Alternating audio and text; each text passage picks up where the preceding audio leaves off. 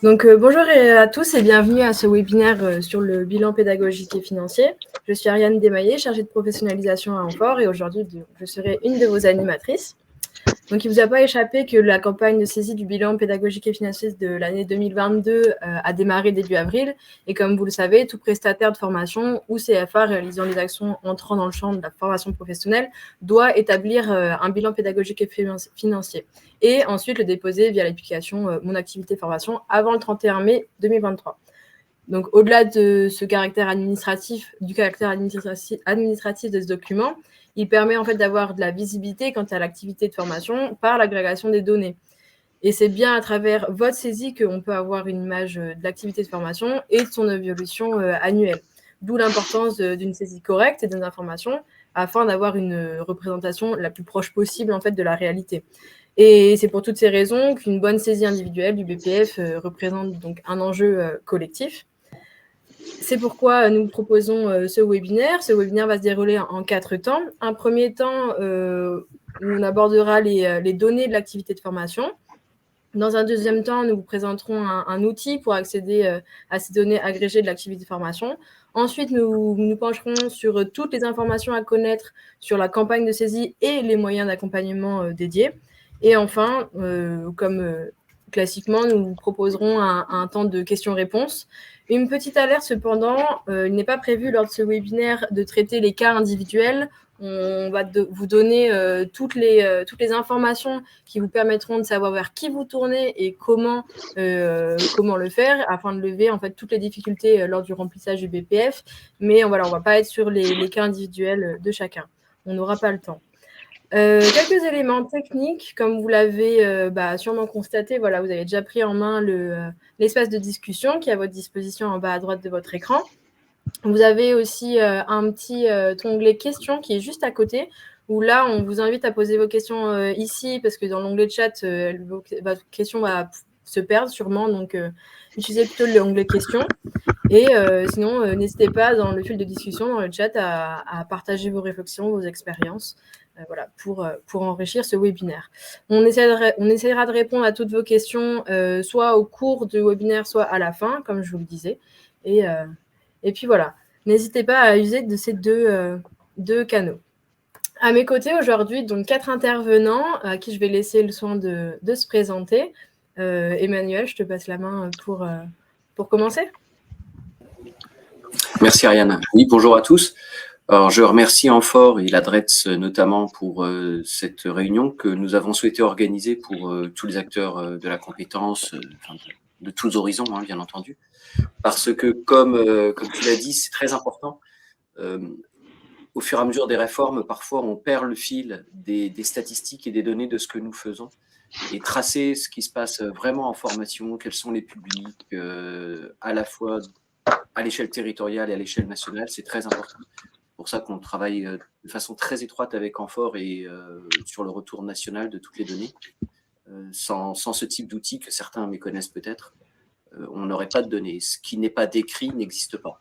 Donc on a vraiment un enjeu à tous renseigner correctement notre bilan pédagogique et financier parce que c'est là qu'on aura une vraie photo de ce qui se passe.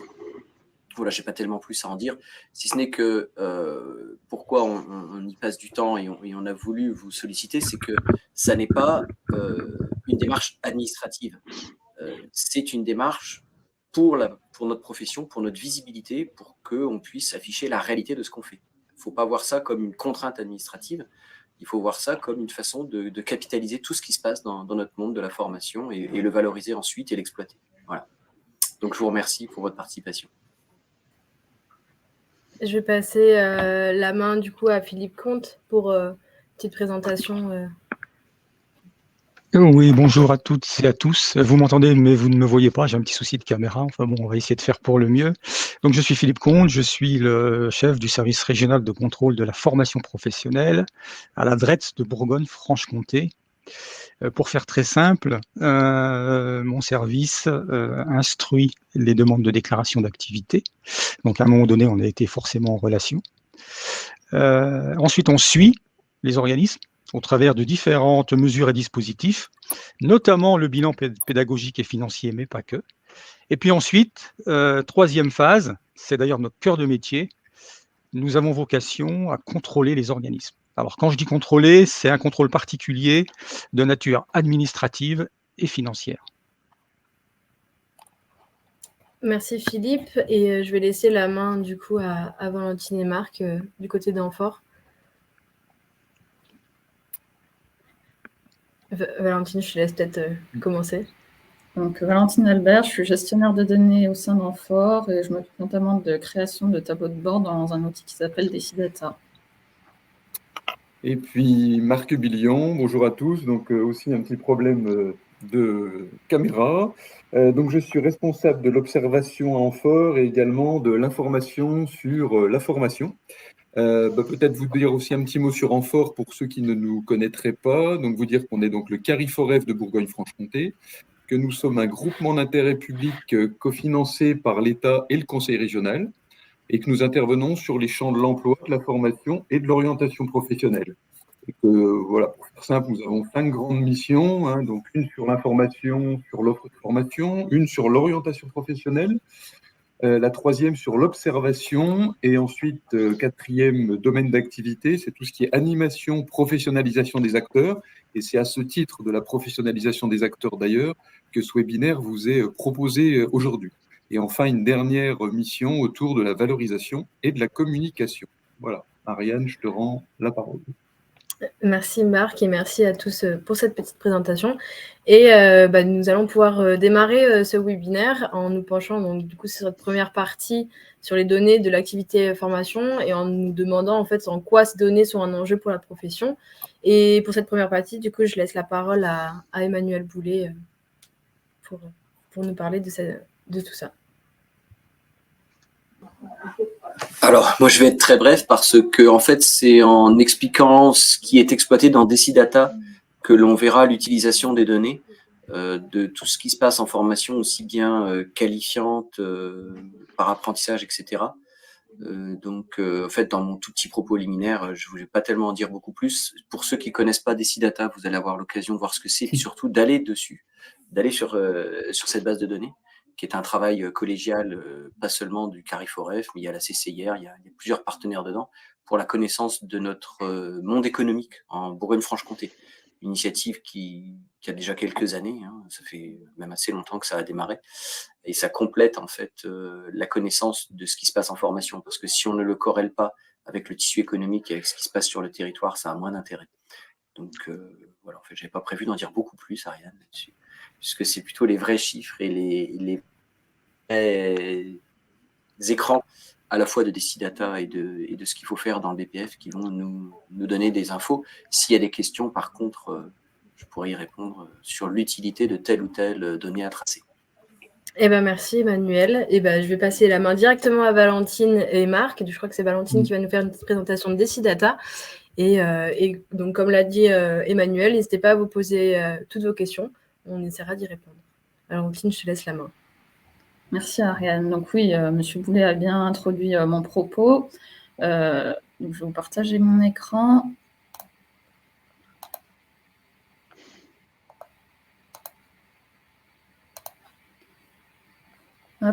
Decidata, c'est quoi? C'est une plateforme de données socio-économiques donc en Bourgogne-Franche-Comté qui permet d'accéder à de la connaissance et de la décision sur plusieurs thématiques.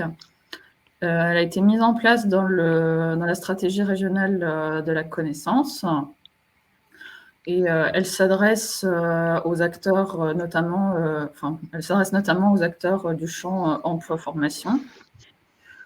C'est un outil qui a été financé, qui est financé par la région et l'État et qui est développé, qui est animé surtout et géré par donc, les CCI Bourgogne-Franche-Comté, l'AER et Amphore.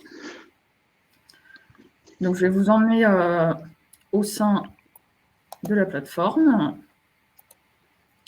Donc, la thématique qui va nous intéresser aujourd'hui, c'est la thématique formation, et plus particulièrement la thématique formation continue pour le BPF, mais il faut savoir que d'autres thématiques sont disponibles. Et comme le disait M. Boulet tout à l'heure, elles permettent de donner un cadre à toutes ces données et de compléter les... Je retrouve pas mon mot, de compléter les différentes études que vous pouvez réaliser. Donc, on entre dans formation. Et donc, aujourd'hui, nous nous intéressons à la formation continue et au bilan pédagogique et financier. Donc, on rappelle bien entendu que les données qui sont présentes ici, c'est les données que vous remplissez. Ce sont des données déclaratives. Donc là, nous avons les dernières données, c'est-à-dire les données sur les BPF 2021, donc, qui sont issues de la déclaration 2022. Au sein de ce tableau de bord, donc, on cherche à représenter les données agrégées que nous a transmis M. Comte. On retrouve notamment le nombre d'OF qui sont déclarés dans l'année. Donc voilà, en 2021, on avait un peu plus de 3300 OF déclarés. On retrouve le nombre de BPF transmis. On est quasiment à 3000 BPF transmis pour l'année 2021. Après, donc, on retrouve la répartition des heures selon le statut des stagiaires. Donc, on voit très bien, par exemple, avec ce graphique, que les heures stagiaires sont... Enfin, il y a un tiers des heures stagiaires réalisées qui sont faites par des apprentis. Ce qu'on peut comparer avec le nombre de stagiaires déclarés, on voit très bien qu'en fait, ici, les apprentis, ce n'est pas eux qui sont majoritaires. On a plutôt des salariés d'employeurs privés. On retrouve aussi la répartition des heures stagiaires par type de formation. On retrouve également les heures stagiaires par niveau de formation. Donc là, c'est pour les formations enregistrées au RNCP. Donc ça donne des éléments plus pertinents. On a les durées moyennes de formation en heures. On voit très bien des différences, par exemple pour les OF publics, on est sur des durées moyennes de quasiment 160 heures, alors que pour des OF privés, on est sur des moyennes à 40 heures. Donc tout cela nous donne pas mal d'indications. On s'intéresse aussi à la NSF des formations des stagiaires. Voilà, il y a beaucoup de stagiaires, la majorité des stagiaires. La majorité. Le nombre de stagiaires le plus important est pour la NSF de sécurité. Aussi, par nombre d'heures stagiaires. Le nombre d'heures stagiaires est plutôt dans le domaine de la santé, où on peut s'intéresser aux durées moyennes d'heures. Et puis, on fait un petit focus aussi sur les sources de financement. On voit notamment que, par exemple, au niveau des financements pour les stagiaires d'entreprise, on est plutôt sur des OF du privé. Et bien sûr, on rappelle encore une fois que ce sont des données déclaratives, mais en fonction de...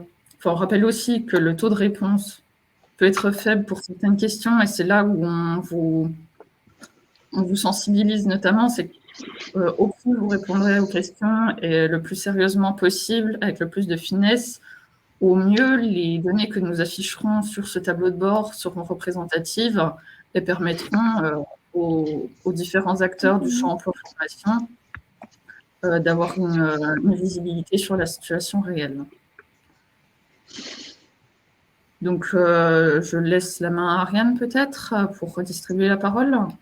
Merci Valentine, en tout cas, pour cette petite présentation. Comme vous avez vu dans le chat, on vous a mis le lien de Decidata si vous voulez aller voir. Et Marc vous a donné aussi quelques informations.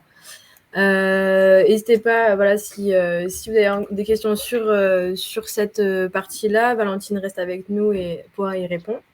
Et en attendant, du coup, je vais passer la main à Philippe pour nous présenter donc,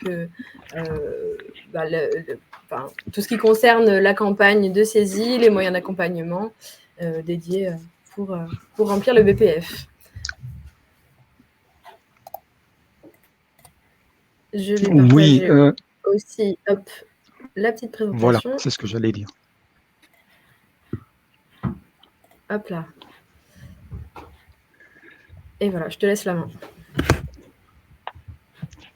Oui, voilà. Alors, je vous propose qu'on décrypte ensemble le bilan pédagogique et financier. Grosso modo, pour faire très simple, comment tout ça fonctionne. Alors, peut-être un premier mot sur le sommaire. On va aborder plusieurs éléments, plusieurs points. Le premier point, qui est concerné? Ensuite, comment effectuer sa télédéclaration en ligne, puisque désormais le processus est en principe entièrement dématérialisé. Ensuite, on va essayer de décrypter chacun des cadres. Alors, on rentrera pas forcément dans le détail, mais on va essayer notamment de mettre en évidence les difficultés que vous rencontrez et qui nous sont signalées, et qui correspondent donc à des points de vigilance pour nous. Donc, on essaiera de faire un focus donc, sur ces éléments. Ensuite, on parlera, mais très brièvement, de la liste des contrôles de cohérence. Je vous expliquerai un petit peu comment fonctionne l'outil, le site dématérialisé. Les principaux points de vigilance, on dressera une synthèse à la fin de l'intervention pour que les choses soient vraiment très claires. Je vous dirai quelques mots, là c'est un petit peu moins réjouissant, sur les conséquences de l'absence de transmission du BPF. On parlera de l'aide en ligne. Il faut savoir qu'il y a une aide assez importante à disposition de tous les organismes de formation. On essaiera de lister cette aide. Et puis ensuite, les contacts utiles. Là, on vous précisera éventuellement qui contacter en cas de difficulté. Donc voilà un peu, c'est un sommaire relativement étoffé. Encore une fois, si vous avez des questions, n'hésitez pas. On essaiera, dans la mesure du possible, d'y répondre, donc en fonction notamment du timing. Alors, le premier point, qui est concerné? Alors là, c'est relativement simple, dans la mesure où tous les prestataires de formation légalement déclarés sont éligibles au bilan pédagogique et financier annuel. Alors, quand je dis prestataires de formation, ce sont les OF, entre guillemets, les organismes de formation sous-entendu continu, et puis les OFA, CFA. Alors, OFA, organismes de formation par apprentissage, ou les centres de formation d'apprentis. Et donc, le bilan pédagogique et financier couvre le volet formation continue et également donc, le volet apprentissage. Ça n'a pas toujours été le cas, mais depuis plusieurs années, il couvre bien les deux périmètres, formation continue et apprentissage. Donc, tous les prestataires de formation légalement déclarés sont donc éligibles, quel que soit leur statut, quelle que soit leur activité, qu'elle soit exercée à titre principal ou accessoire, quelles que soient les modalités pédagogiques mises en place, que ce soit le présentiel, le distanciel ou d'autres modalités, par exemple l'immersion professionnelle, la FEST, les actions de formation en situation professionnelle, peu importe. Alors, même en cas de sous-traitance intégrale, ça veut dire que lorsque vous intervenez à la demande et pour le compte d'un autre organisme de formation et que vous êtes légalement déclaré en tant qu'organisme, vous êtes éligible à la transmission du bilan pédagogique et financier. Ça, c'est un élément important parce que parfois, il y a une confusion parmi les organismes de formation sur notamment cette notion de sous-traitance. Alors, vous êtes également éligible si toutefois vous n'avez exercé aucune activité de formation. Vous devez renseigner le bilan pédagogique et financier. C'est ce qu'on appelle un bilan, dans notre jargon, un bilan néant. Donc, c'est un bilan à zéro. Donc, ne vous dites pas, je n'ai pas eu d'activité, donc je ne suis pas concerné. Si, vous êtes concerné par la transmission du bilan pédagogique et financier. Et puis, alors, un dernier critère qui est une condition. Le bilan pédagogique et financier se rattache à votre dernier exercice comptable, clos avant le 30 avril de l'année N. Donc, pour l'exercice qui nous intéresse, qui est l'exercice 2022, vous devez prendre en considération votre dernier exercice comptable, clos au plus tard le 30 avril 2023. Donc, ça peut être l'année civile 2022, ça peut être, pourquoi pas, l'année scolaire 2021-2022, pour certains organismes qui sont calés sur l'année scolaire, mais ça peut être éventuellement d'autres dates, à cheval sur 2021-2022. Donc tout ça, je dirais, correspond à vos spécificités en termes comptables. Voilà. Donc ce qu'il faut retenir, c'est que le bilan concerne la presque totalité des organismes de formation. Alors, peuvent en être exonérés notamment les nouveaux déclarés. Donc, tous ceux qui se sont déclarés récemment et dont le premier exercice n'est pas encore achevé. C'est pour ça que vous pouvez trouver, si vous êtes dans ce cas de figure, une mention sur le portail de service, mon activité formation, transmission du BPF facultative ou impossible. C'est que probablement vous faites partie donc de ces organismes qui sont des organismes récents pour lesquels l'exercice comptable n'est pas encore clos. Voilà. Alors, comment effectuer la télédéclaration en ligne? Alors, ce qu'il faut savoir, c'est que désormais, le processus est, en théorie, entièrement dématérialisé. Ça fait déjà plusieurs années. Et la télédéclaration s'effectue au travers d'un portail de services propriété du ministère du Travail. Alors, vous avez l'adresse sur le diaporama, j'imagine que vous le connaissez, en sachant que vous avez tous dû recevoir un mail d'information, si toutefois vous étiez éligible au bilan pédagogique et financier 2002, donc vous avez reçu un mail d'information qui vous a informé de l'ouverture de la campagne 2023 du BPF 2022, et vous avez notamment donc ses coordonnées. Donc c'est www.monactivitéformation.emploi.gouv.fr.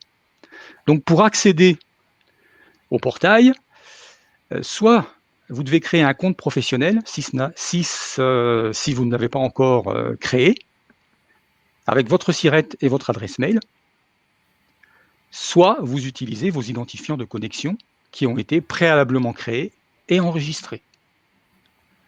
Alors, il y a simplement un petit bémol. Il se trouve qu'une intervention a été effectuée sur la plateforme le 26 février et a entraîné la nécessaire réinitialisation du mot de passe. Ça veut dire que pour tous les organismes qui avaient déjà ouvert un compte, créé un compte, vous allez devoir le réinitialiser en cliquant sur mot de passe oublié. Voilà. C'est la contrainte de cette année, ce n'était pas le cas notamment l'année dernière, mais en général, a priori, ça se passe plutôt bien. On n'a pas eu de retour négatif concernant cette manipulation.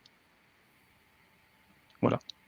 Alors pour ceux qui n'auraient pas encore créé de compte, on va vous demander à un moment donné un code d'activation pour des raisons de sécurité, pour éviter ce qu'on appelle les usurpations d'identité. Malheureusement, on a été confronté à ce phénomène en 2021 et 2022. Ce code d'activation, vous l'avez. Ce code d'activation figure dans la lettre de notification de votre récépissé de déclaration lorsque vous vous êtes déclaré. Là, je vise principalement les organismes les plus récents. Donc, vous avez un récépissé et vous avez également la lettre de notification. Dans cette lettre de notification, vous avez 2 codes d'activation. C'est pour ça que cette lettre est importante et malheureusement, beaucoup d'organismes ne prennent pas le temps de la lire. Vous avez donc 2 codes d'activation. Le code d'activation pour créer un compte dans MAF, mon activité formation, et un deuxième code d'activation pour référencer son offre de formation sur la plateforme EDOF. Là, on vise le CPF, le compte personnel de formation. Voilà. Donc, si j'ai un conseil à vous donner, n'attendez pas de vouloir saisir le bilan pédagogique et financier pour créer un compte, en sachant que lorsque vous êtes déclaré, vous avez tous les éléments pour pouvoir ouvrir ce compte. Donc, faites-le assez rapidement, en sachant que logiquement, le code d'activation, une fois que vous l'avez rentré, il ne vous sera plus réclamé, en principe, sauf des cas très très particuliers. Voilà. Donc, ce qu'il faut retenir, c'est que la procédure est désormais entièrement dématérialisée. Ce n'était pas le cas auparavant, depuis plusieurs années. C'est une procédure donc entièrement digitale. Alors, on va commencer le décryptage du formulaire, avec notamment un premier cadre, le cadre A. C'est un cadre d'identification. C'est un cadre relativement classique, il n'y a pas de grande particularité. Simplement, profitez de l'occasion de la transmission et de la saisie du bilan pédagogique et financier pour actualiser vos informations. Il peut y avoir, d'une année sur l'autre, des modifications. Dans votre adresse, pourquoi pas. Et également dans votre adresse mail. C'est important parce que nous, on a de plus en plus vocation à intervenir par ce biais. Donc n'hésitez pas à vérifier vos informations et éventuellement à les mettre à jour pour celles que vous pourrez. Mais a priori, vous avez quand même la main sur un certain nombre d'éléments. Alors ce cadre, il est logiquement pré-renseigné.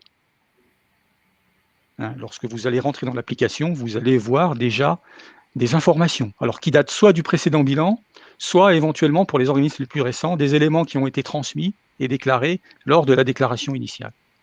Voilà. Mais encore une fois, hein, le conseil, c'est vraiment de vérifier et d'actualiser vos informations. Ça, c'est très important pour la suite. Alors ensuite, on va passer au cadre B. Donc, exercice comptable, c'est un petit peu ce que j'ai évoqué tout à l'heure. Donc, ce cadre précise les dates exactes de votre exercice comptable. Vous avez la possibilité de les modifier, en sachant que les dates sont pré-renseignées au regard notamment de la transmission du précédent bilan pédagogique et financier, ou pour les organismes les plus récents, au regard des informations que vous avez vous-même déclarées dans votre déclaration d'activité initiale. Voilà, donc, a priori, vous n'avez rien à modifier, sauf si toutefois vous avez entre-temps changé de date de début et de fin d'exercice comptable. Voilà. Et puis, toujours par rapport à ce que j'évoquais tout à l'heure, au titre de l'exercice 2022, le bilan, le BPF, se rapporte au dernier exercice clos au plus tard le 30 avril 2023.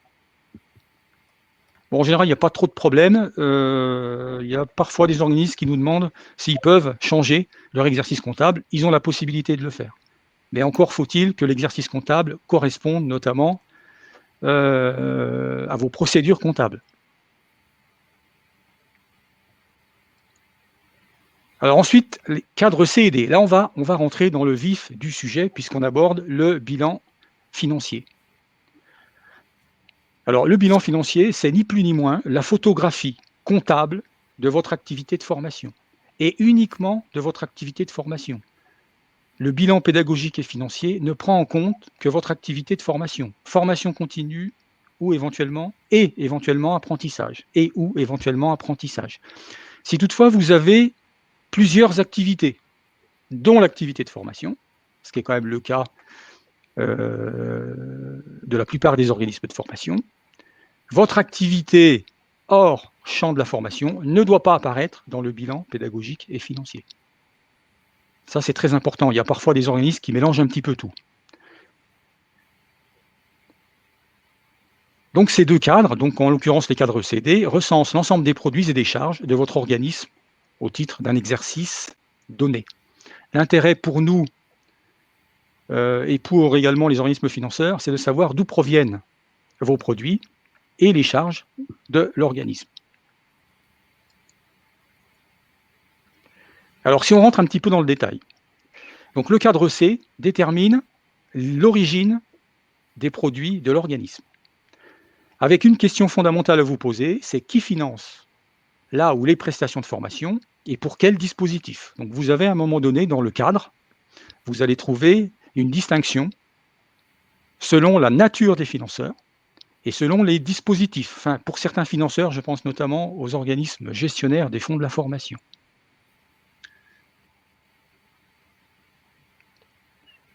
Peut-être un focus sur les organismes gestionnaires des fonds de la formation. Alors, principalement les OPCO, les opérateurs de compétences. Il se peut que, dans le cadre d'actions de formation qui concernent des salariés d'entreprise, l'OPCO prenne en charge directement le coût de la formation et vous règle en direct. C'est ce qu'on appelle la subrogation de paiement. Donc, si c'est le cas, les produits correspondants doivent apparaître à ce titre. Donc, des produits des organismes gestionnaires des fonds de la formation professionnelle qui sont ensuite à articuler selon la nature du dispositif. C'est ce que vous avez notamment dans les sous-rubriques A à H du bilan, du cadre C, pardon, du bilan pédagogique et financier. Alors, petit point de vigilance. Vous pouvez être amené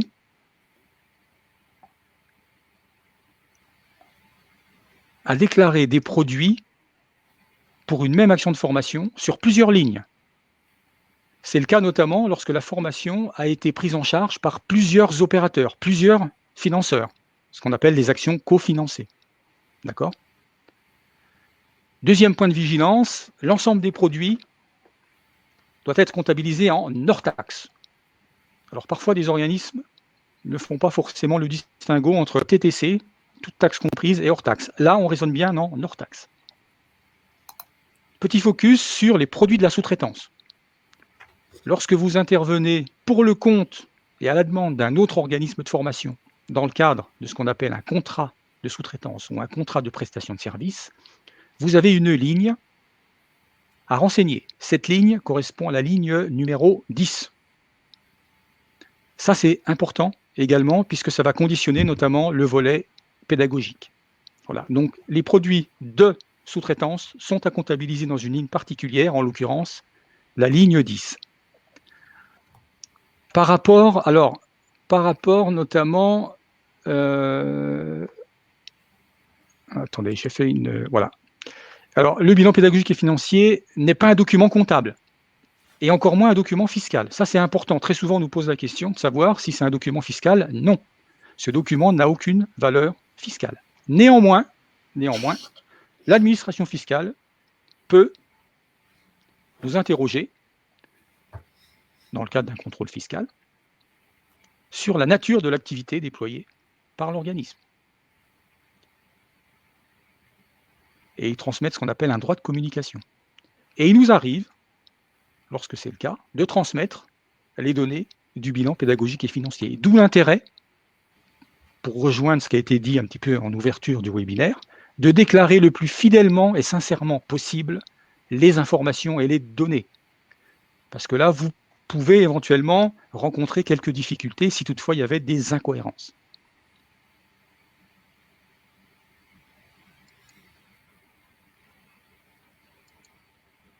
Donc voilà un petit peu pour le volet, le cadre C, donc sur les produits de l'organisme. Encore une fois, la question à poser, c'est qui a financé la formation? Et ensuite, éventuellement, à quel titre? Pour quel dispositif? Voilà. Alors le cadre D, charge de l'organisme. Alors, il faut savoir que ce cadre a été simplifié en 2017. Moi, j'ai connu l'époque où ce cadre représentait l'équivalent d'une page entière. Et reprenait notamment la comptabilité de l'organisme. Quand je dis comptabilité, c'est principalement le compte de résultat. En 2017, à la demande des organismes d'ailleurs, et par souci de simplification, ce cadre a été très notoirement simplifié. En fait, il ne reste que 3 lignes. La première ligne recense l'ensemble des charges de l'organisme liées à l'activité de formation. J'insiste de nouveau, on ne raisonne ici, comme à l'intérieur de tout le bilan pédagogique et financier, sur l'activité de formation, et uniquement l'activité de formation continue et apprentissage. Et puis vous avez 2 sous-divisions, qui sont les salaires des formateurs et les honoraires de formation. Vous ferez très attention, il s'agit de dons salaire des formateurs, dont achat de prestations de formation, de mémoire et honoraires de formation. Ce n'est pas une obligation, vous n'êtes pas obligé de déclarer des charges à ce niveau-là. La seule obligation, c'est de déclarer le total de vos charges. Alors très souvent, on nous interroge en nous disant « moi, j'ai aucune charge, donc j'ai rien à mettre ». Si, toute activité occasionne des charges, qu'elles soient directes ou indirectes. Mais encore une fois, vous ne pouvez pas dire qu'une activité, telle qu'elle soit, n'occasionne aucune charge. Vous les avez identifiées ou pas, néanmoins, elles existent. Voilà. Alors, en sachant que derrière tout ça, il y a l'obligation pour les organismes de formation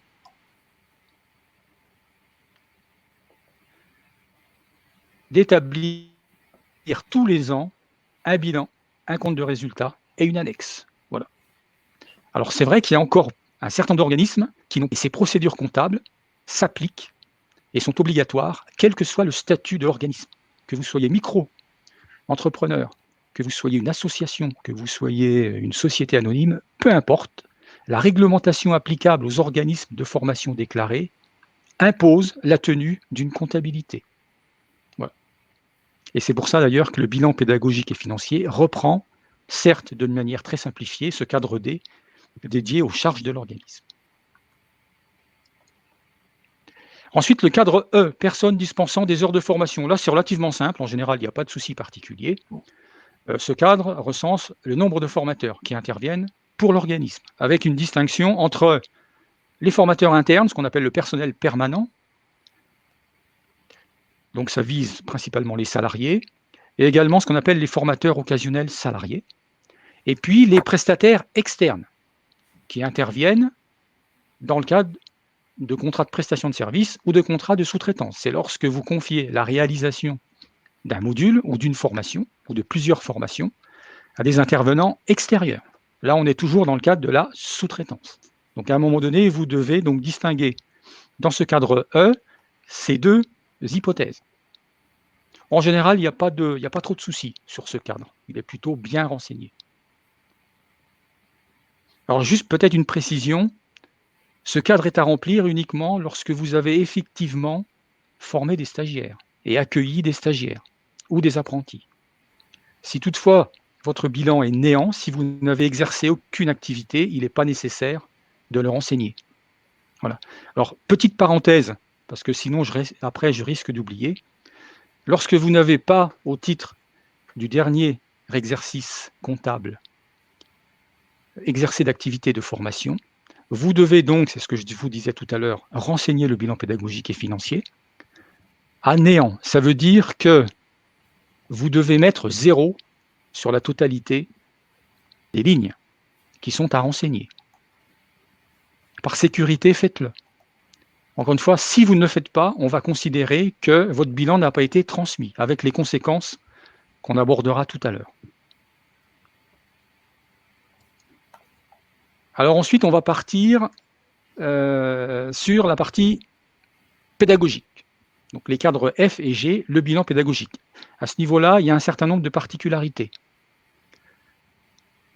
Alors, le bilan pédagogique, d'ailleurs, tout comme le bilan financier, s'attache aux formations qui ont débuté ou qui sont terminées au cours de l'exercice comptable considéré.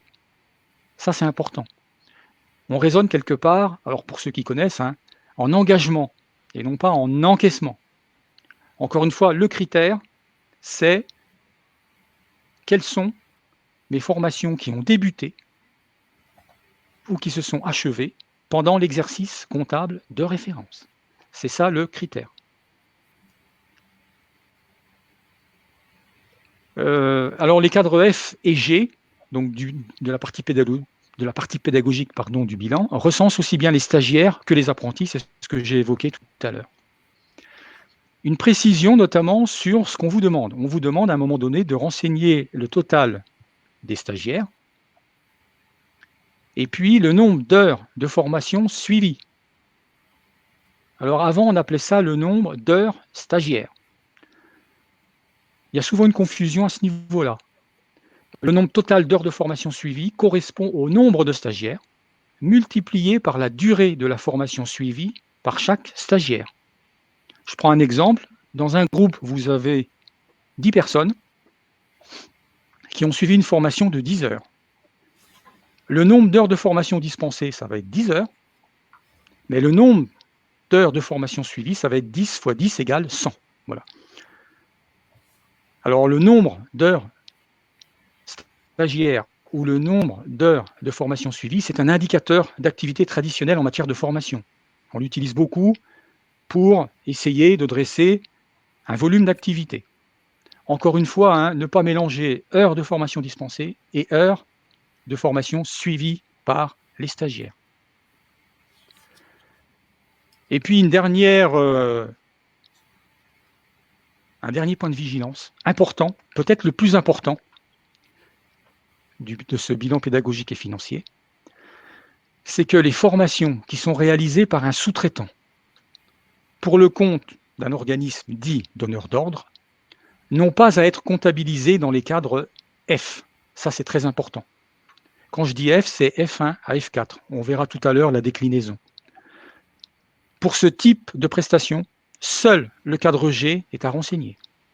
Ça veut dire que si vous ne faites que de la sous-traitance, si vous n'intervenez que pour le compte d'un autre organisme de formation lui-même déclaré, le bilan est relativement simple à compléter.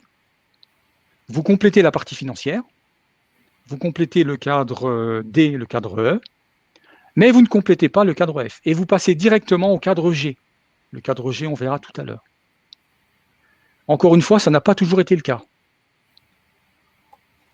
Mais depuis plusieurs années, par souci de simplification, l'activité des organismes sous-traitants, la déclaration plutôt de l'activité des organismes sous-traitants a été donc simplifiée. Ça, c'est très important. Alors, lorsque vous allez saisir en ligne, vous verrez à un moment donné, vous avez des infobules et vous avez même un texte qui attire votre attention sur cet aspect-là. Et malheureusement, il y a encore beaucoup d'organismes de formation qui ne font que de la sous-traitance, qui renseignent la totalité du cadre F. Et s'ils le font, au final, ils ne pourront pas transmettre puisque va apparaître une erreur dite bloquante. Donc ça, c'est vraiment très, très important. Voilà. Donc si vous avez une chose à retenir, c'est, et si vous êtes sous-traitant, si vous êtes sous-traitant pour le compte d'un autre organisme de formation donneur d'ordre, retenez cette chose. Alors ensuite, si on se lance un petit peu dans la déclinaison de ce cadre F, le bilan pédagogique et financier. Le premier cadre, c'est le type de stagiaire de l'organisme, avec une question fondamentale à se poser, c'est qui a participé aux sessions de formation que j'organise, on est bien d'accord, puisque là on n'est pas sur la sous-traitance, et quel est le statut des stagiaires accueillis. Donc on va distinguer comme statut celui de salarié, celui d'apprenti, celui de demandeur d'emploi, et puis également les particuliers. Il y a des particuliers qui financent eux-mêmes et à leurs frais leur formation. Alors ils doivent conclure ce qu'on appelle un contrat de formation professionnelle, qui est un contrat particulier avec des mentions obligatoires, qui est censé protéger ce qu'on appelle le consommateur de formation. Voilà. Donc en général, ce cadre, il ne pose pas trop de soucis. Alors en sachant qu'il doit être corrélé avec ce que vous avez déclaré d'un point de vue financier. Il doit y avoir une cohérence entre le volet, la partie financière et la partie pédagogique. Je prends un exemple, vous avez reçu de l'argent pour former des salariés d'entreprise, vous devez retrouver parmi les stagiaires des salariés. Si ce n'est pas le cas, il y a un souci. Et en général, cette erreur est bloquante. Ça veut dire qu'à un moment donné, vous ne pourrez pas valider et transmettre au final le bilan pédagogique et financier. Voilà. Et puis un petit point de vigilance, c'est qu'un stagiaire ne peut être comptabilisé qu'une seule fois, d'accord, sauf dans un cas s'il a suivi plusieurs formations différentes. Donc si monsieur X a suivi 3 formations, il sera comptabilisé comme 3 stagiaires. D'accord. S'il a suivi une seule formation, un seul stagiaire. Voilà. En général, c'est un cadre qui ne pose pas trop de soucis. Petite précision sur la dernière ligne. Et ça, c'est une nouveauté. Enfin, c'est une nouveauté. Ça fait déjà plusieurs années, mais ce n'était pas le cas avant. Cette ligne recense notamment les formations, donc les stagiaires, et les heures de formation suivies, dans le cadre de formation à distance, en tout ou partie à distance. Ça, c'est important. En sachant que, je ne vous apprendrai rien, mais que les formations à distance ont tendance à prendre une part de plus en plus importante dans les modalités de formation, voire même désormais prépondérante s'agissant de certains organismes de formation. Ça, c'est une information importante. Et très souvent, si on se réfère notamment aux déclarations de l'année dernière, très souvent les organismes font l'impasse sur cette information. Si j'ai un conseil à vous donner, ne faites surtout pas l'impasse sur cette information. D'un point de vue statistique, c'est une information qui va devenir de plus en plus prégnante et importante. Alors ensuite, vous avez un cadre F2. Alors ce cadre, il n'est pas toujours très très bien compris. Ce cadre renvoie à l'activité sous-traitée, avec une question à se poser, c'est quels sont mes stagiaires ou apprentis formés par mes sous-traitants. Ça veut dire que là, c'est vous qui confiez la réalisation de la formation à un organisme sous-traitant. Donc vous êtes le donneur d'ordre. Donc à un moment donné, lorsque vous allez renseigner le cadre F, vous allez devoir isoler les stagiaires qui ont été formés dans ce cadre. Alors toujours la même logique, vous recensez le nombre total de stagiaires et donc l'équivalent en nombre total d'heures de formation suivies. Mais encore une fois, ce qu'il faut retenir, c'est que là, on se place du côté du donneur d'ordre et non pas du sous-traitant.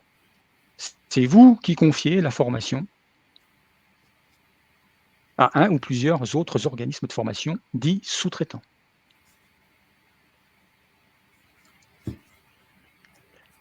Alors ensuite, le cadre F3, objectif général des prestations, avec une question à se poser. Quelle est la sanction? On parle de sanction en matière de formation. Quelle est la sanction de la formation suivie? En d'autres termes, sur quel titre, diplôme, certification ou attestation aboutit la formation au final? Et là, donc, vous avez un résumé, parce que ce n'est pas exhaustif, mais vous avez quand même un résumé des différentes sanctions des formations, avec une distinction entre ce qui relève du RNCP, le registre national des certifications le répertoire national des certifications professionnelles, tout ce qui relève du RS, le répertoire spécifique, et puis ensuite vous avez donc référence notamment au CQP, les certificats de qualification professionnelle. Voilà. Encore une fois, si vous êtes sous-traitant, si vous ne faites que de la sous-traitance, vous n'avez pas à renseigner ces informations, pour la bonne et simple raison que vous ne l'avez pas forcément. D'accord ? Donc ces informations sont à renseigner par les organismes qui réalisent en direct la formation ou qui vont la confier à d'autres organismes de formation. Voilà. Alors c'est vrai que ce cadre, il est parfois moyennement bien renseigné. Alors je vous invite quand même à être vigilant sur la ventilation des stagiaires, par rapport notamment à ce cadre, donc qui fixe les objectifs de la formation. Vous avez un cadre F4 qui en général ne pose pas de difficultés particulières et qui renvoie aux spécialités de formation. Vous avez la possibilité d'indiquer 5 principales spécialités ou domaines de formation. Alors, quand je dis spécialité ou domaine de formation, on peut très bien imaginer que plusieurs formations entrent dans le cadre d'une seule spécialité. D'accord ? Donc là, c'est vraiment une synthèse globale des domaines de formation que vous dispensez. Et vous avez donc la possibilité d'en mentionner 5 différents, ce qui est déjà pas mal pour la plupart des organismes de formation. Et puis donc un dernier point de vigilance sur ces cadres, F, F1, F2, F3, F4, c'est que le total du premier cadre, le F1, doit être égal au total du cadre 3, le F3, qui lui-même doit être égal au total du cadre F4. En fait, ce qui change, c'est la ventilation. Mais les totaux à l'intérieur de ce cadre F doivent être identiques. Si ce n'est pas le cas, vous aurez, au final, lorsque vous voudrez transmettre le bilan pédagogique et financier, vous aurez une erreur dite bloquante. Ça veut dire que vous ne pourrez pas le transmettre. Et là, il va vous falloir corriger et mettre en conformité les informations. Ça, c'est important. Alors, je vais être positif, ça a été compliqué à une certaine époque.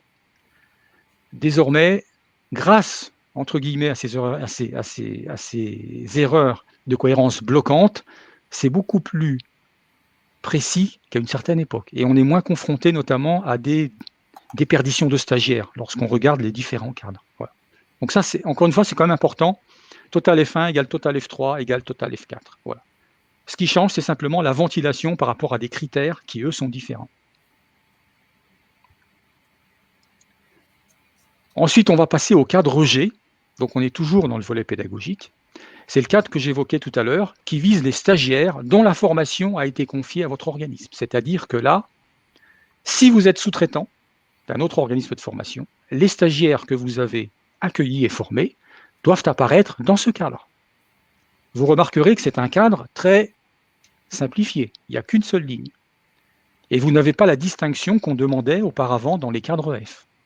Donc c'est, encore une fois, si vous ne faites que de la sous-traitance, le bilan pédagogique et financier est très simple.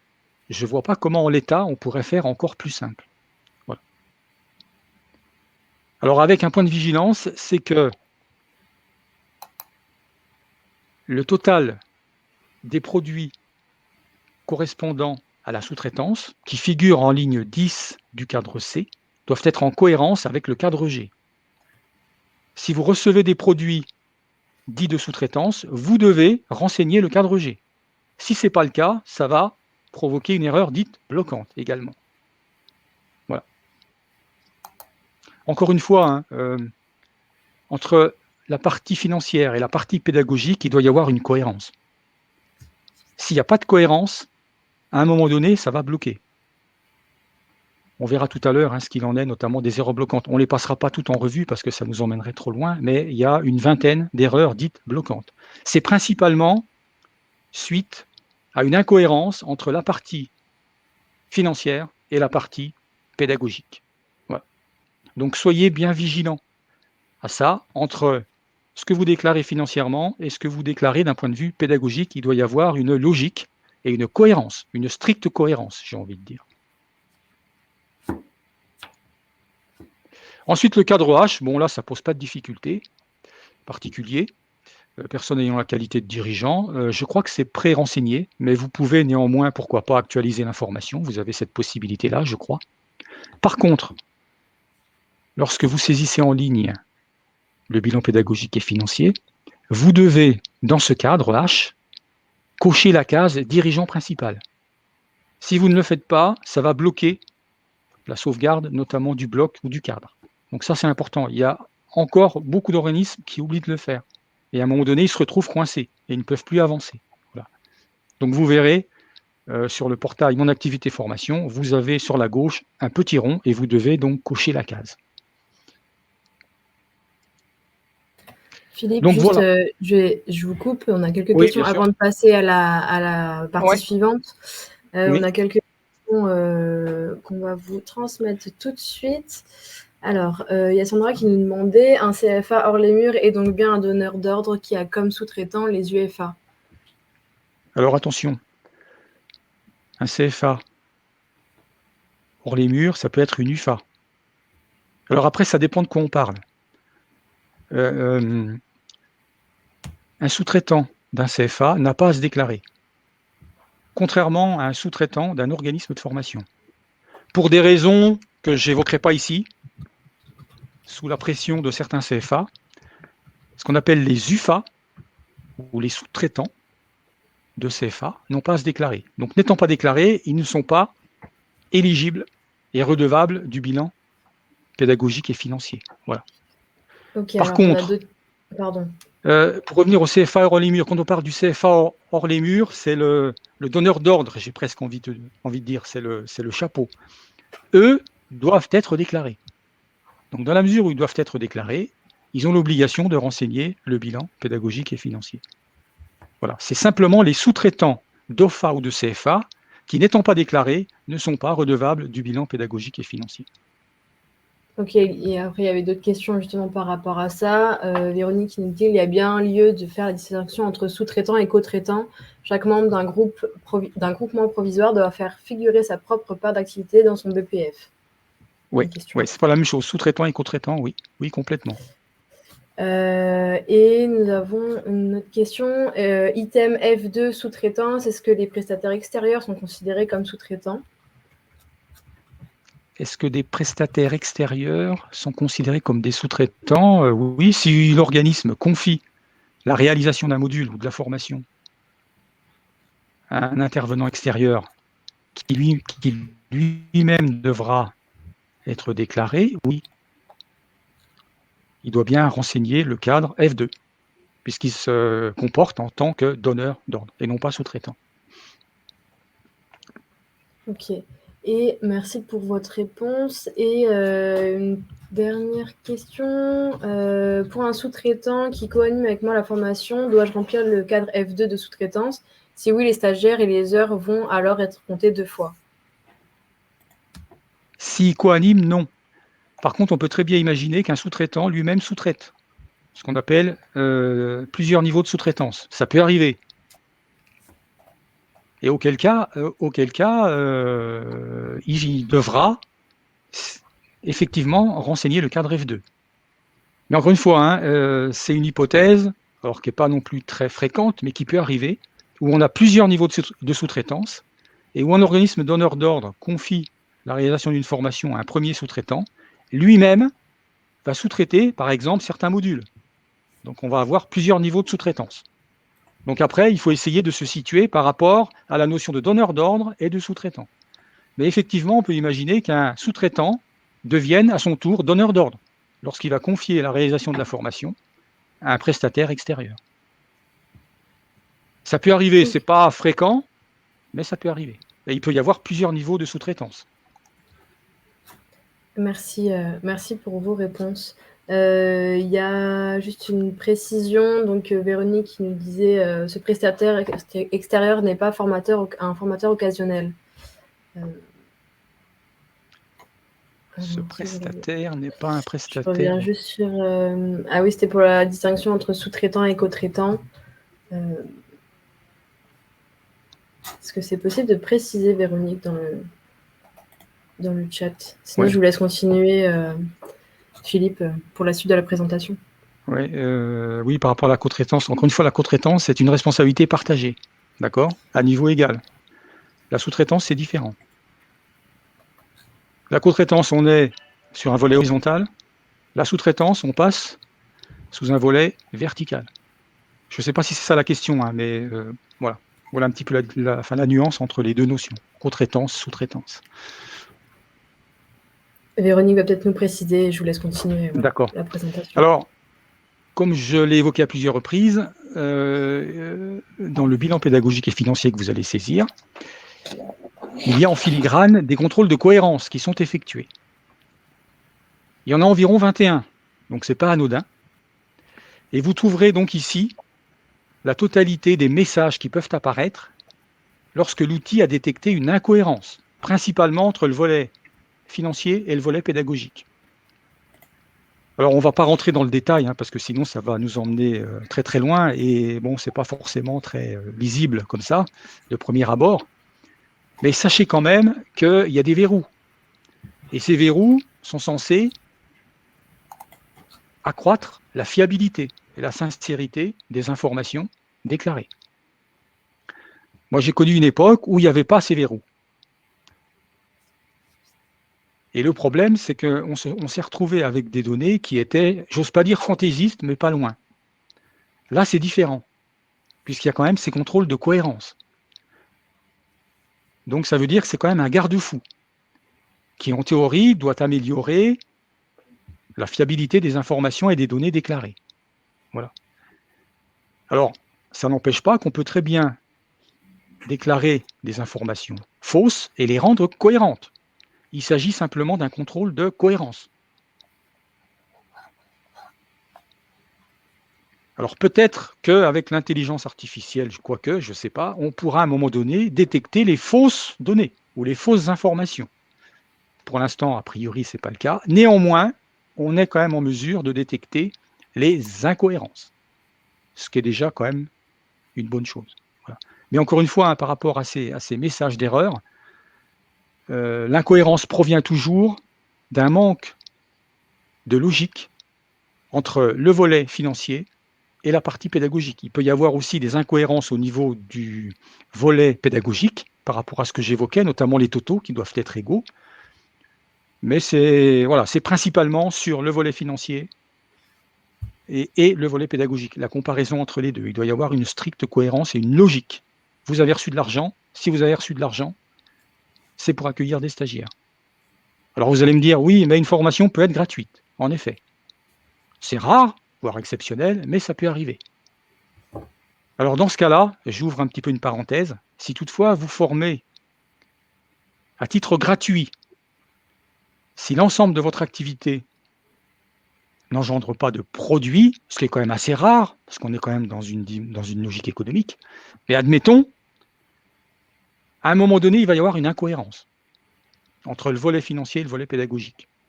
Donc pour lever l'incohérence, il va falloir renseigner le bilan financier en mettant à minimum 1 €. Encore une fois, un organisme, même en région, qui dispense la totalité de ses formations à titre gratuit, c'est quand même exceptionnel. Et à mon avis, la question à se poser, c'est est-ce que, oui ou non, ces formations relèvent bien du champ de la formation professionnelle et de l'apprentissage? Parce qu'encore une fois, très souvent, les formations ont un coût.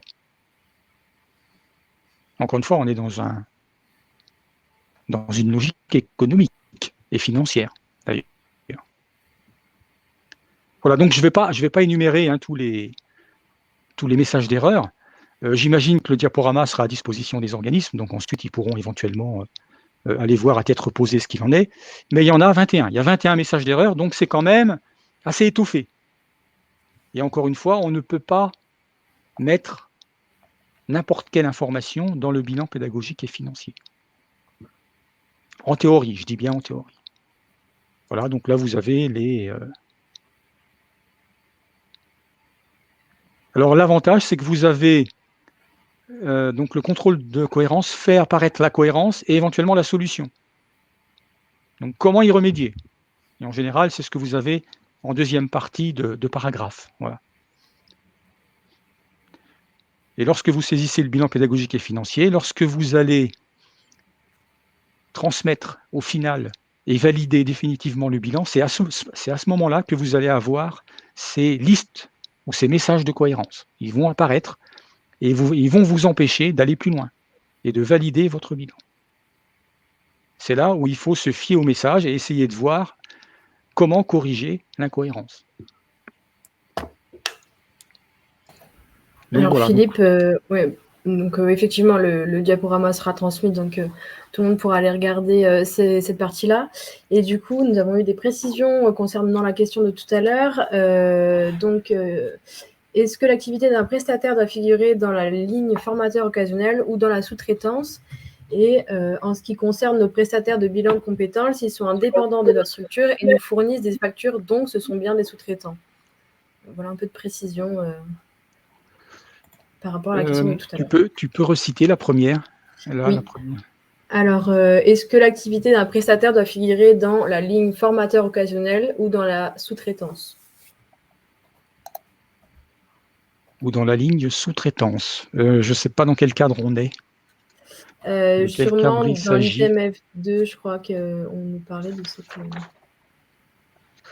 Dans l'activité sous-traitée de l'organisme, stagiaire ou apprenti dont l'activité a été confiée par votre organisme à un autre organisme de formation.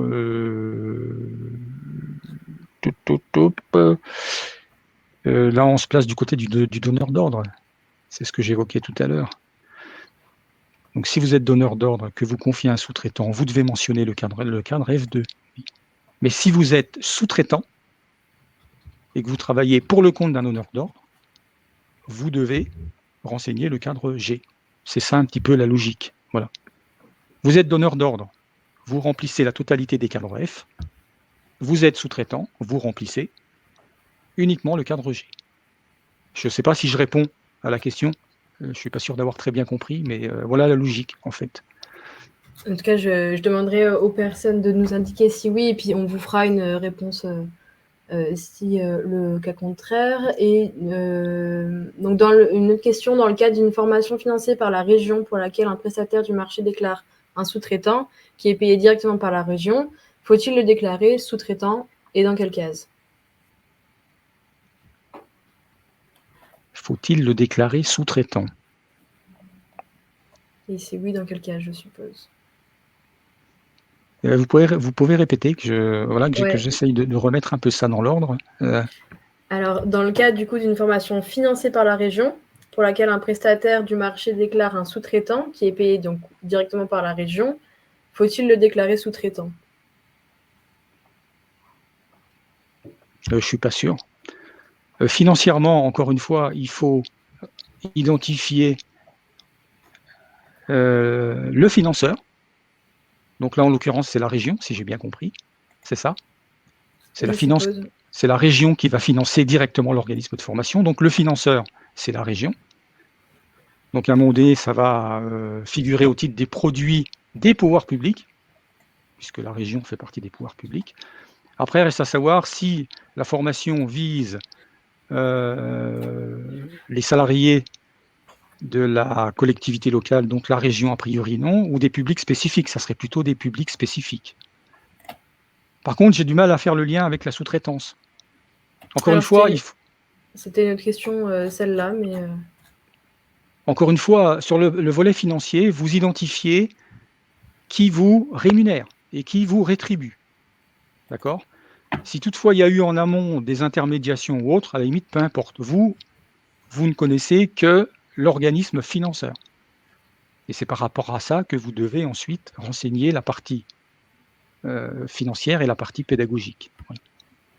Encore une fois, hein, dans le cas d'une relation de sous-traitance, il doit y avoir ce qu'on appelle un contrat de prestation de service ou un contrat d'entreprise ou un contrat de sous-traitance. Voilà. Entre l'organisme donneur d'ordre et puis le sous-traitant. Mais dans le cas d'une sous-traitance, c'est votre donneur d'ordre qui va régler le coût pédagogique. Ok, merci. Et une dernière question. Et donc, il n'y a pas à renseigner au niveau du montant des charges, les montants des factures payées aux sous-traitants. Ils ne sont pas considérés comme formateurs occasionnels sur ce point-là. Si. A priori, si. Le volet charges concerne tout le monde. Les sous-traitants comme les non-sous-traitants. En sachant qu'un sous-traitant a lui aussi des charges. Alors, charges directes ou indirectes, mais un sous-traitant a des charges. Je prends un exemple, le sous-traitant va, par exemple, faire 100 km pour se déplacer dans une entreprise ou autre pour assurer la formation.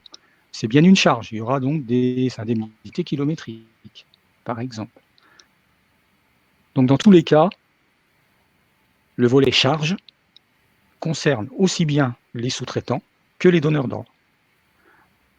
La différence et la subtilité, c'est par rapport au cadre pédagogique qu'elle se fait, par rapport notamment à ce cadre G. C'est ça, en fait, la différence entre donneur d'ordre et sous-traitant. Et c'est à ce niveau-là qu'elle doit apparaître. Ok. Et du coup, une dernière... donc, c'est plus clair pour Véronique. Donc, merci pour votre réponse. Tant mieux. Et une autre question, lorsque l'on déclare un sous-traitant à la région, nous n'avons pas de flux financier, la région paie directement le sous-traitant. On déclare quoi?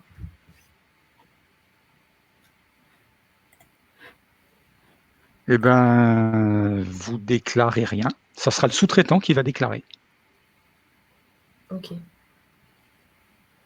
A priori, puisque, encore une fois, vous n'êtes pas en relation directe avec le financeur. Merci pour vos réponses. Pour l'instant, il n'y a pas d'autres questions, donc je vous laisse poursuivre votre présentation. Voilà. Donc, on peut revenir un petit peu sur les principaux points de vigilance. La plupart, on les a abordés, mais je crois que ce n'est pas inutile d'en reparler et de les rappeler. Donc, au préalable, il est nécessaire, cette année, encore une fois, c'est particulier, de réinitialiser le mot de passe, hein, en cliquant sur le lien mot de passe oublié. C'est ce que j'ai évoqué tout à l'heure. Ça, c'est une particularité. Bon, l'année dernière, ce n'était pas le cas.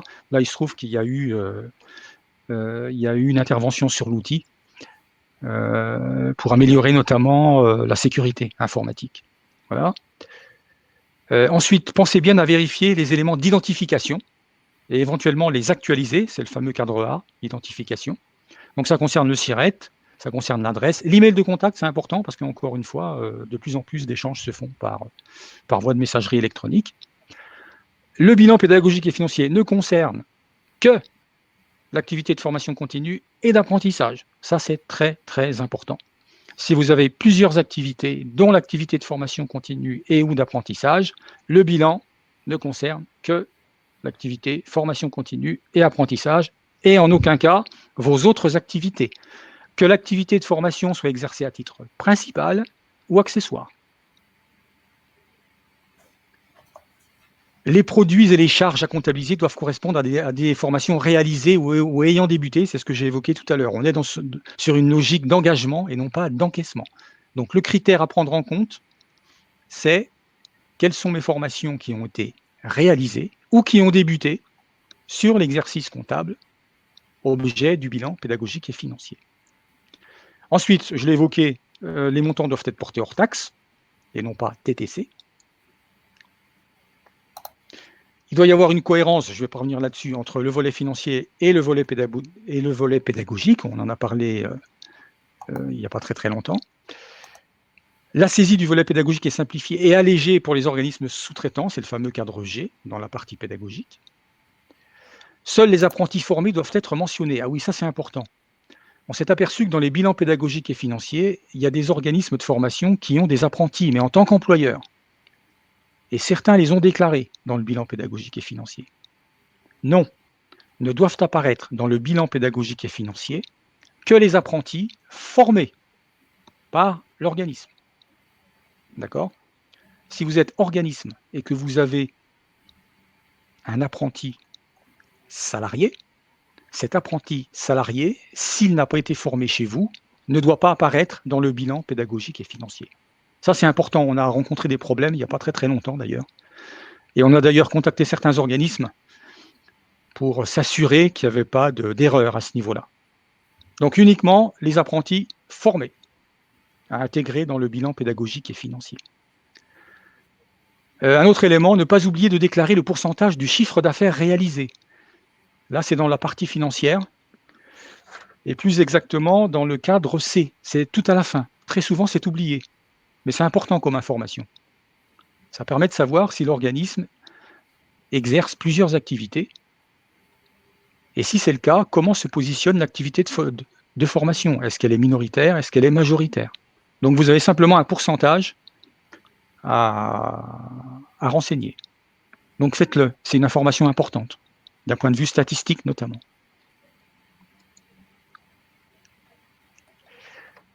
D'un point de vue, on va dire, méthodologique, lorsque vous allez saisir en ligne votre bilan pédagogique et financier, surtout ne pas oublier de sauvegarder chacun des cadres ou des blocs. D'accord? Si vous ne le faites pas, à un moment donné, ça va coincer. Donc, une fois que vous avez saisi chaque cadre, vous sauvegardez. Et puis au final, vous allez transmettre le bilan. Mais pour transmettre le bilan, il faut que la totalité des cadres ait été validée. C'est la rubrique sauvegarder. Alors il y en a certains qui oublient de sauvegarder un cadre et qui au final ne peuvent pas transmettre. Donc si c'est le cas, pensez bien à sauvegarder la totalité des cadres que vous avez saisis. Alors vous pouvez saisir et valider ou sauvegarder des cadres, arrêter la saisie et la reprendre ultérieurement. Tout ça reste en mémoire. D'accord?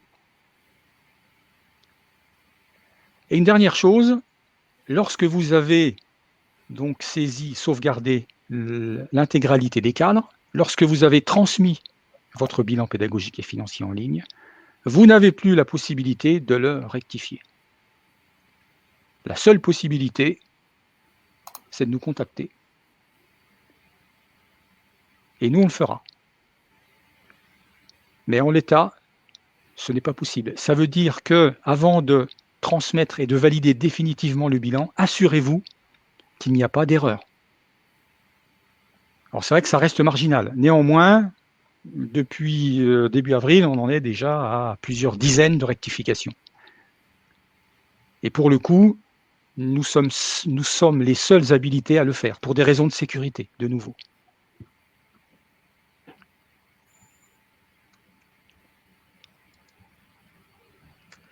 Je vais simplement, alors, sur les points de vigilance, en termes de calendrier,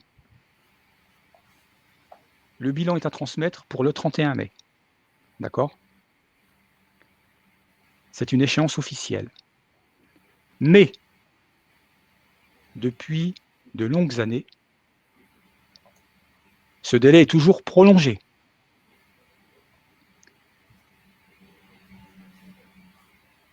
L'année dernière, à titre d'illustration, nous avons, nous, ici en région Bourgogne-Franche-Comté, accepté les derniers bilans pédagogiques et financiers fin septembre.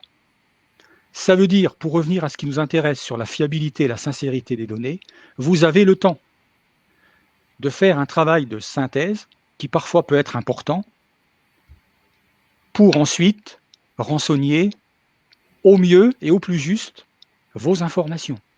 Surtout, ne vous précipitez pas par rapport à cette date du 31 mai. Quoi qu'il arrive, il y aura un délai supplémentaire.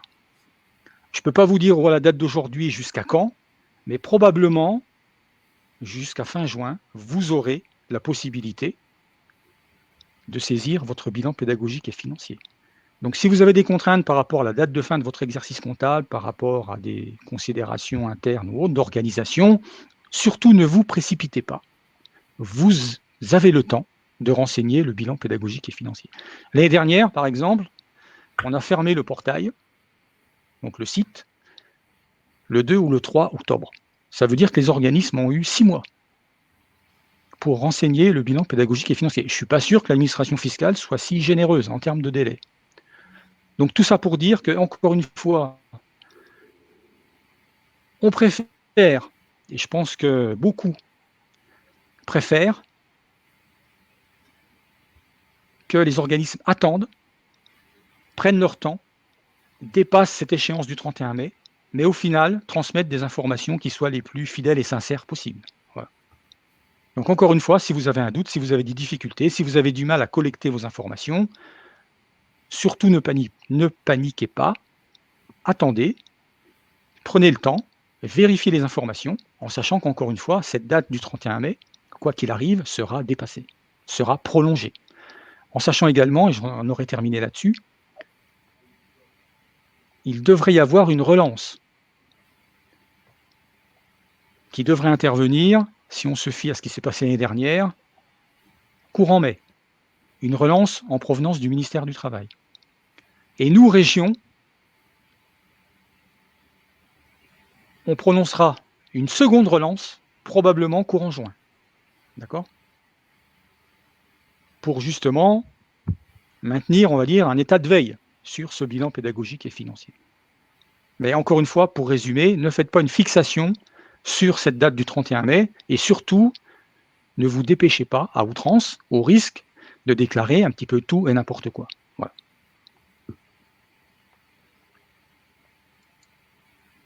Alors, en cas d'absence de transmission du bilan, là, ça va être un petit peu moins positif, je suis désolé. Ce qu'il faut savoir, c'est que si vous ne transmettez pas votre bilan pédagogique et financier, votre déclaration d'activité devient caduque. En gros, on vous retire votre numéro de déclaration d'activité. Ça veut dire que, à compter de la notification de cette mesure, dite de caducité, vous n'êtes plus organisme de formation.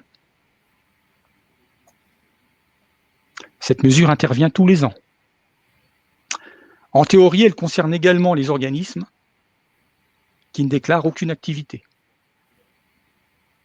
Je dis bien en théorie, parce qu'en fonction des années, il peut y avoir des ajustements.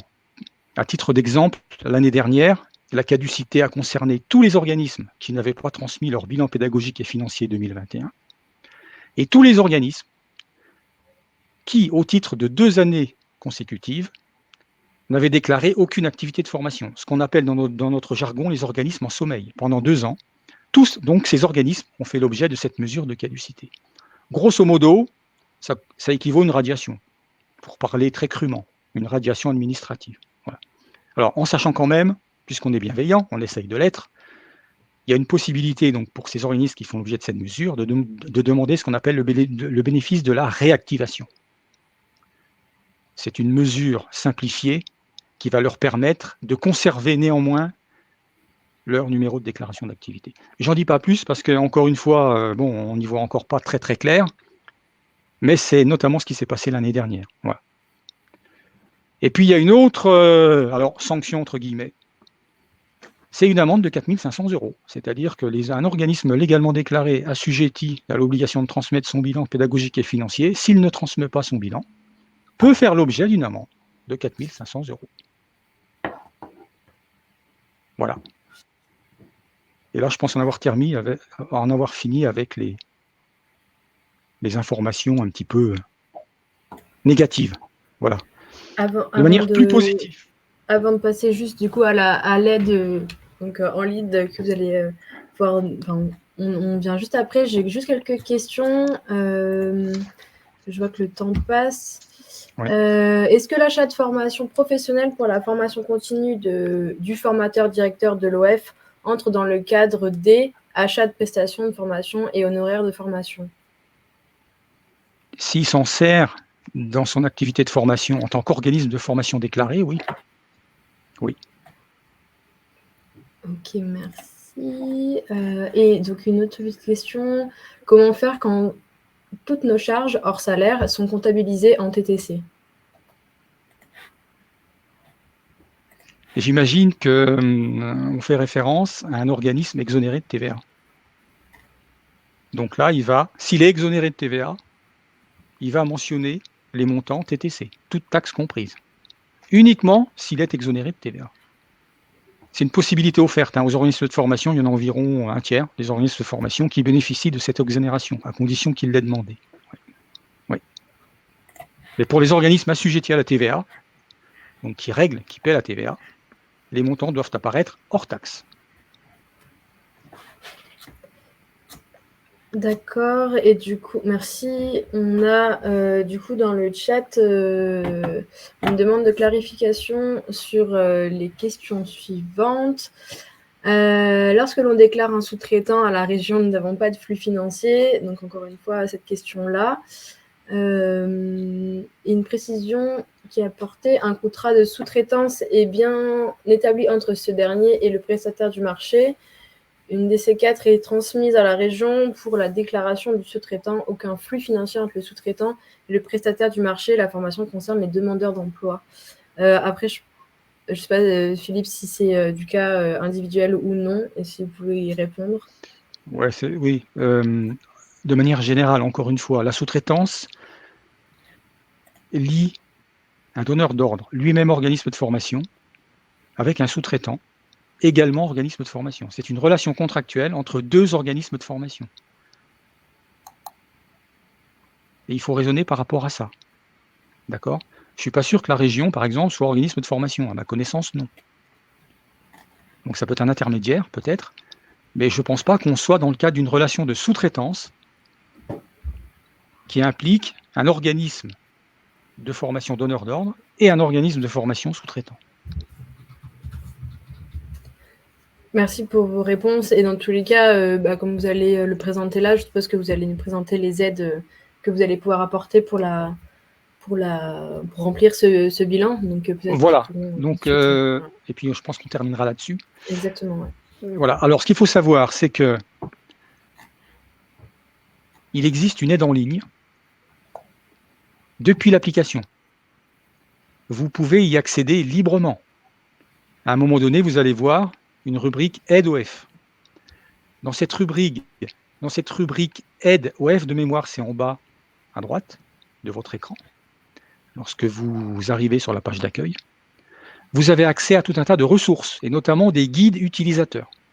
Et parmi ces guides utilisateurs, vous avez un guide sur la déclaration du bilan pédagogique et financier. Ce guide est assez bien fait. Ce n'est pas nous qui l'avons fait, donc on peut en parler librement. Il est assez bien fait. Il est concis, pour une fois, et je trouve qu'il est relativement clair. Donc n'hésitez pas à vous y reporter. Vous avez également, depuis l'application, une aide interactive, ce qu'on appelle un chatbot. J'ai besoin d'aide, c'est la flèche verte que vous avez. Ça veut dire que là, on va vous proposer un certain nombre de questions qui peuvent correspondre à vos préoccupations. Et puis ensuite, vous allez dérouler une série de réponses. Bon, c'est pas parfait, ça peut être néanmoins un début d'information pour vous. Donc n'hésitez pas éventuellement à aller voir ce qu'il en est vous concernant.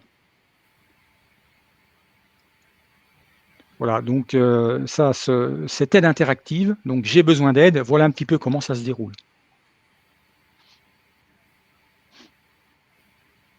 C'est simplement un exemple, hein, mais voilà, c'est une succession en fait de phases que vous validez et ensuite vous avez donc des éléments de réponse qui apparaissent à l'écran.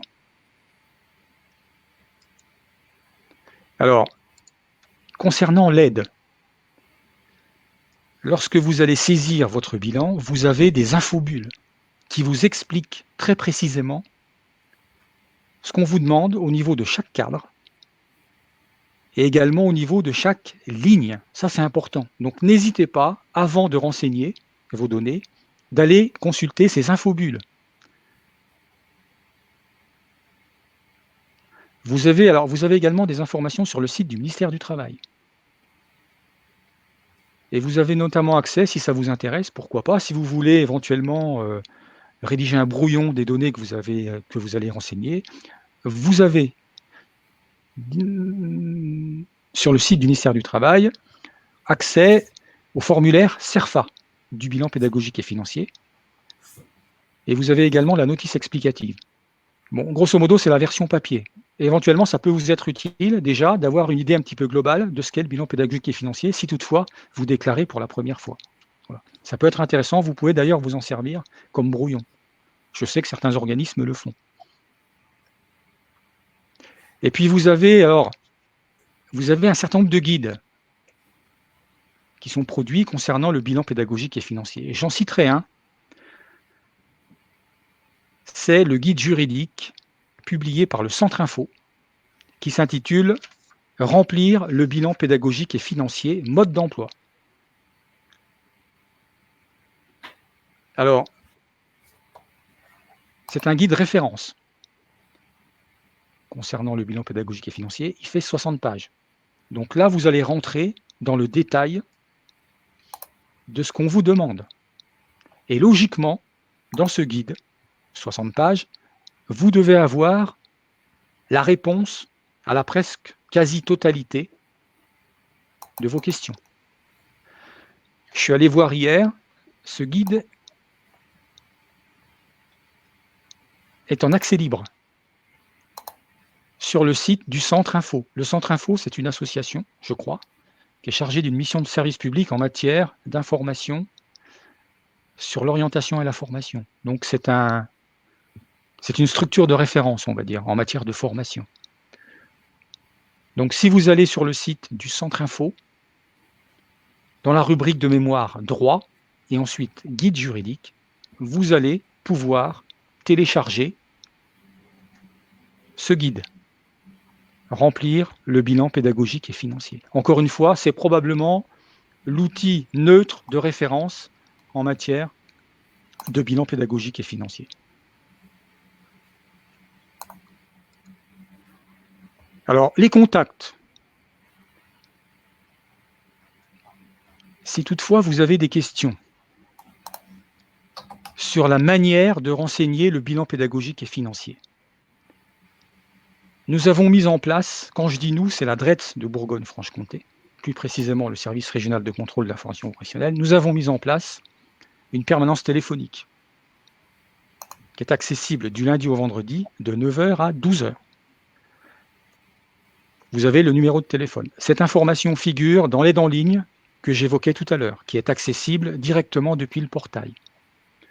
Cette permanence téléphonique donc est assurée quotidiennement pour tout ce qui concerne la déclaration d'activité et également le bilan pédagogique et financier. Vous avez également accès à une messagerie dédiée. Donc c'est drets-bfc.contrôle-fp@drets.gouv.fr. Voilà. Donc si vous avez des questions, des éclaircissements sur le bilan pédagogique et financier, vous avez localement au niveau régional ces deux outils. Simplement une précision. Nous ne sommes pas et nous ne pouvons pas être les conseils des organismes de formation. Pourquoi ? Parce que notre cœur de métier, c'est le contrôle. Ça veut dire qu'à un moment donné, nous ne pouvons pas vous conseiller. Et nous ne pouvons pas faire à votre place. Alors, c'est un message qu'on a du mal à faire passer. Mais encore une fois, seuls les organismes connaissent ce qu'est leur activité. Donc, c'est à eux de faire. Et si toutefois, ils rencontrent des difficultés, parce qu'il peut y avoir des erreurs bloquantes pour lesquelles ils ne trouvent pas de solution, ils peuvent éventuellement nous contacter.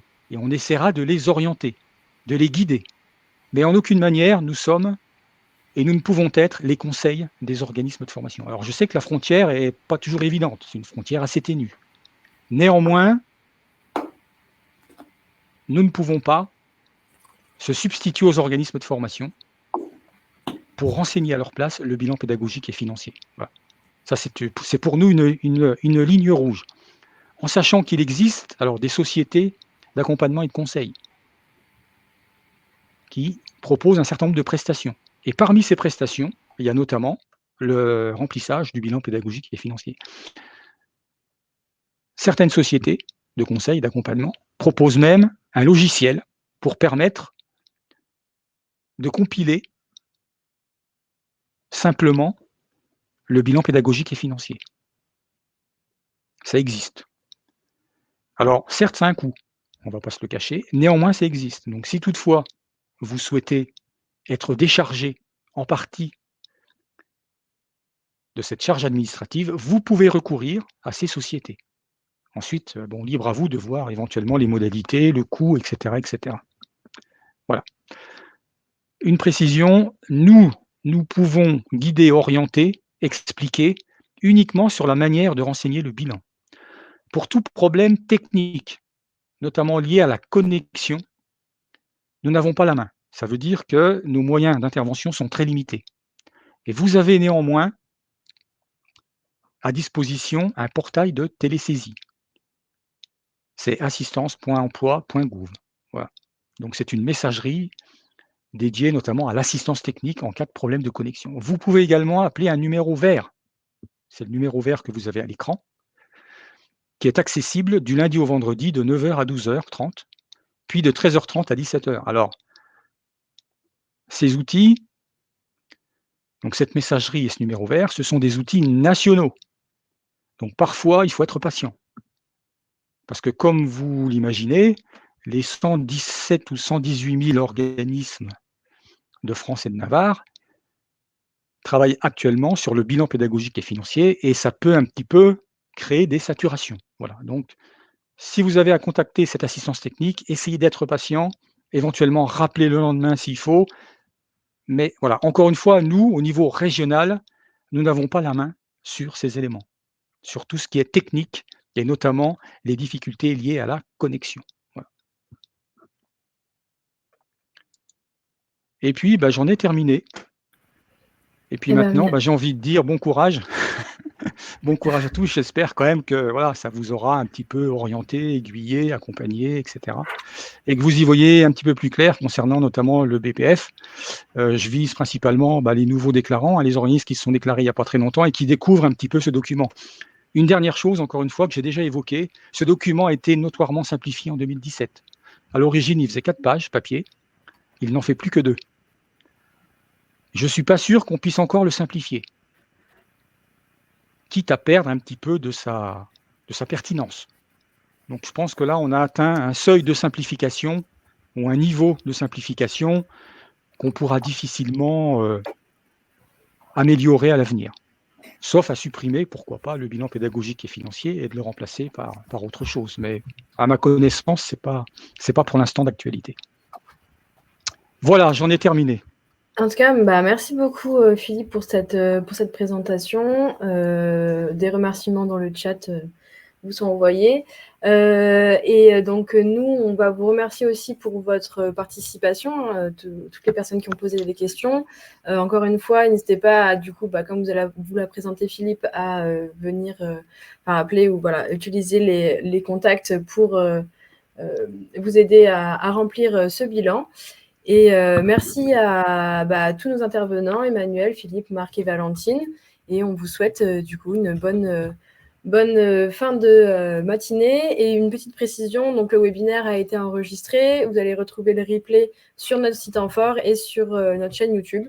Donc nous invitons à le visionner si besoin. Et le PowerPoint vous sera communiqué à la fin de ce webinaire. Merci à tous. Merci, bonne journée. Merci, bonne journée à tous et à toutes. À bientôt.